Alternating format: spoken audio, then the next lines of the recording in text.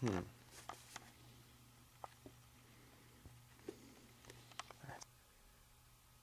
talk about a series I love and hate. It's by Ken Akamatsu, and you better know what it is. It is I Love You.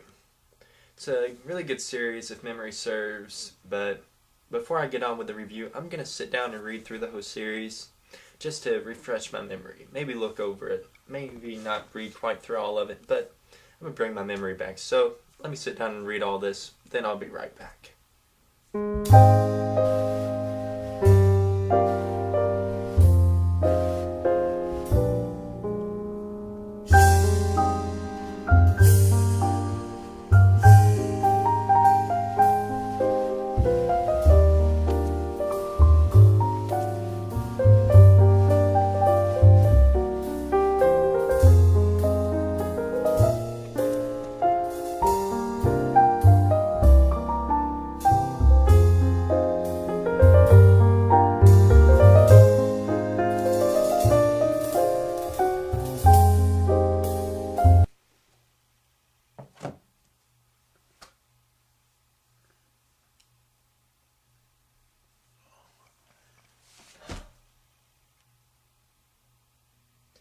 Let me tell you, the things I go through for you guys.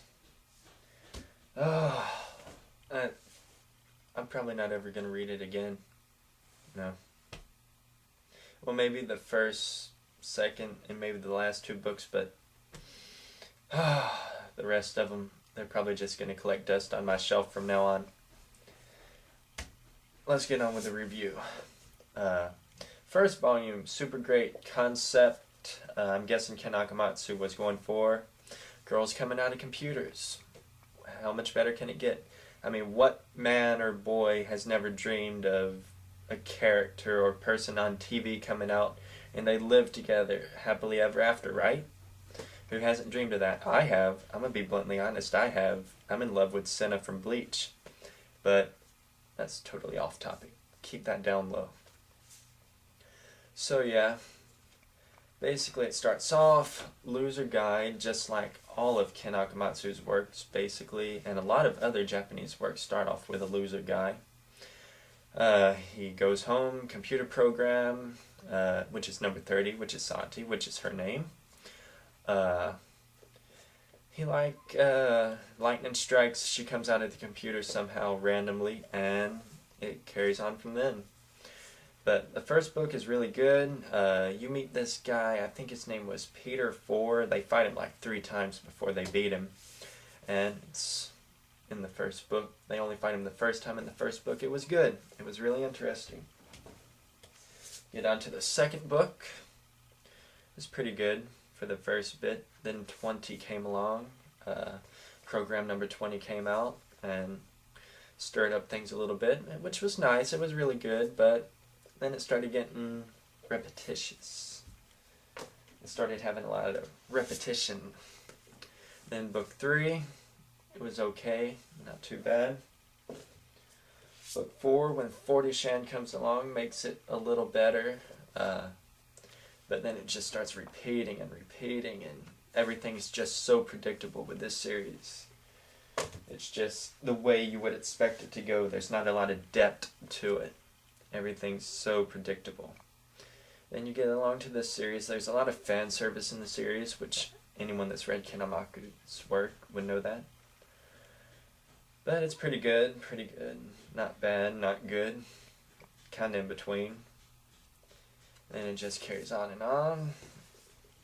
Then you get to the 6th book and stirs things up with this American girl. American girl comes in. I don't remember her name. Too many series. Didn't really want to read this series in the first place again, but just for you guys. Just for you. But this one's repetition. Then the end of book 7. Wow. I think it started just the final chapter, the final 2 chapters in book 7. If you're going to read this series, you have to read book 7. It's probably the best one. Like, the ending of this book was so dramatic and it was good. It was really, really good. I highly recommend book 7. But yeah, It's just like all other Kanakamatsu's works. And I'm going to get onto some complaints later. Right now I'm just telling you what I think of each in particular volume. Then this book is basically nothing but repetition. He meets up with a girl that he liked when he was a kid, and the programs think he'd be better with the girl, and then they fight this guy that looks a lot like Fate from Negima. Apparently he recycles his characters. But book 8, not good, not bad. It's better than most of the middle series, but not as good as book 7. Now on to the complaints, if I haven't been complaining any.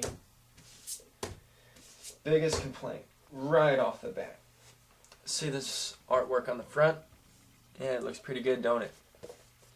Flip it open to the inside, and oops, I don't know if I can get it on a good page. It's so unpredictable. But you open it up, and that's basically what it looks like. The artwork's really pretty bad at the beginning. It gets more up to date with, by the time he gets to book 8, with looking more like his works that we all know and love now. But yeah, it's a pretty good series. But I'm not even lying. I'm not ever gonna pick this series up again.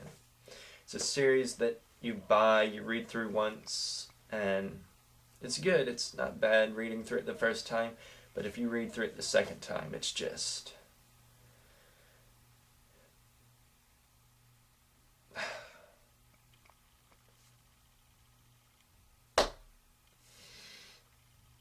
Review over.